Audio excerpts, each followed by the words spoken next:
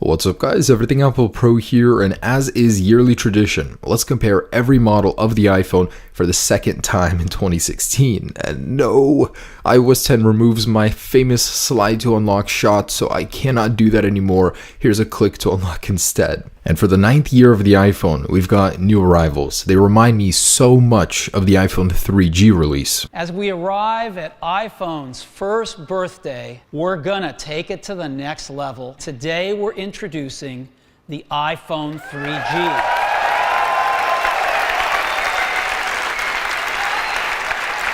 So we've got the new iPhone 7 and 7 Plus. Revolutionary phones? No, but a nice upgrade. Very fast and new colors. Now we've also got iOS 10. iOS 10.0.1 to be exact. So far, iOS 10 seems to be like a good upgrade for anyone on iOS 9. Doesn't seem to degrade performance, but let's delve deeper and see how it compares on a range of devices. So here's the iPhone 2G and here's the iPhone 7.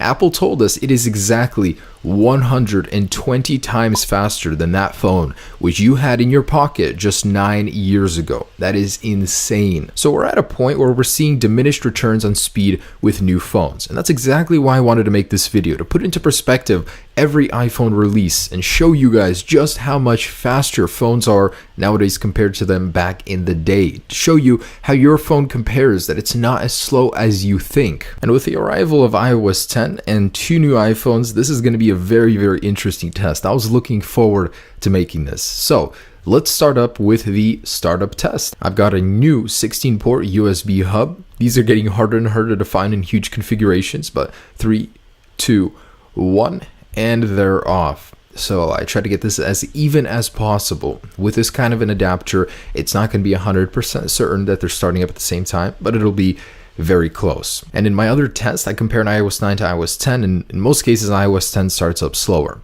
The first one is the iPhone 7. And then like clockwork, the iPhone SE, iPhone 6s Plus, iPhone 6s, and then even the iPhone 6 Plus started before the 7 Plus and the iPhone 6. That's incredible. I don't know why that one boots so slow. Then the 5S, and then the iPhone 7 Plus. For some reason, the 7 Plus has a huge delay. Then the 2G, iPhone 3GS, and we're just left with most of the older devices. So 5C then on iOS 10, iPhone 5, and the iPhone 4.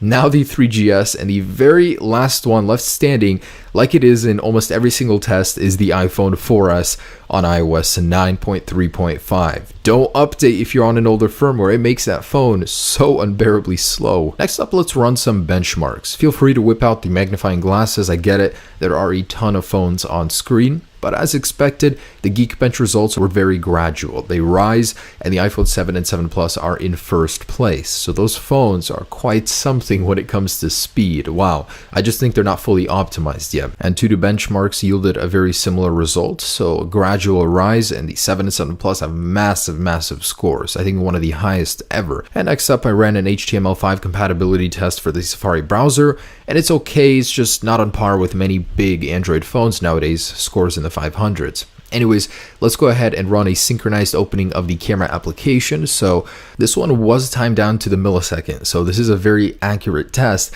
Launching the camera application was pretty fast, but the 7 and 7 Plus were not the fastest to open it. Now this concludes the speed portion of the video. Of course, the newer the iPhone is, the better it performed. The older phones had a difficulty keeping up, but in some cases outperformed the newer ones. That's what was surprising. So I just wanted to say it's not always smart to update your phone to a newer firmware right away, as it can degrade the performance of your device. In this case, iOS 10 does, but not too much. So next up, audio. Every iPhone so far has had a headphone jack except this year's, so it better make up for it in another way with speaker output. Apple included new stereo speakers in the new iPhones, so I'm very excited to test those out, and they did not disappoint. The older phones were pretty low on the decibel meter scale, but the new ones, oh my goodness, they are loud. And next up, the heat test. So while charging and running benchmarks at the same time for about 10 minutes, I went ahead and measured the hottest point on each iPhone, and the newer ones actually run pretty cool. So it's very interesting to note that the larger Plus models dissipate heat more.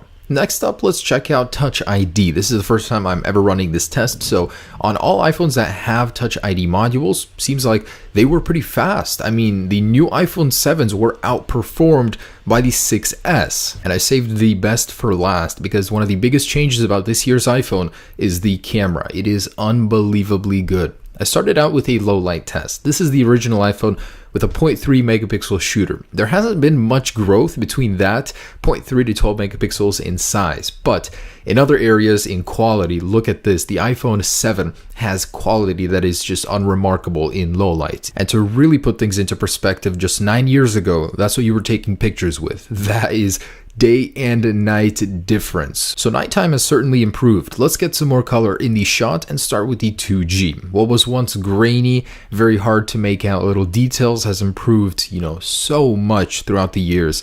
And when it comes to the larger iPhone 6 and 6S and 7 Plus models, all that quality is just amazing. So you can really zoom in and get details. And comparing it to the iPhone 2G, once again, look at that. That is just completely different. And the last test I wanted to perform was a FaceTime selfie test. So taking a picture of that color with the iPhone 4, grainy, and it didn't really start to get good until the iPhone 6S. Now with the iPhone 7, we've got 7 megapixels, and it's certainly much better. Comparing it to the iPhone 4, which was so blurry, you can actually make out details and colors very much better. And just some test footage. So on the left is the first phone that was capable of recording video. This is 480p, I believe, and on the right is 4K from the iPhone 7 Plus. Notice how details are much more apparent. There's no shutter. It's just so much more improved. Now, it took 9 generations of iPhones to get here, but I think Apple is on the right track. So that is every model of the iPhone compared in 2016. I literally almost pulled my hair out making this video. It was so difficult, but here it is, guys, and I appreciate you guys watching. Please leave me a like. I would very much appreciate it. Have a great day and hold your iPhone 7 and 7 Plus closely, knowing it took so much time and refinement to finally get here.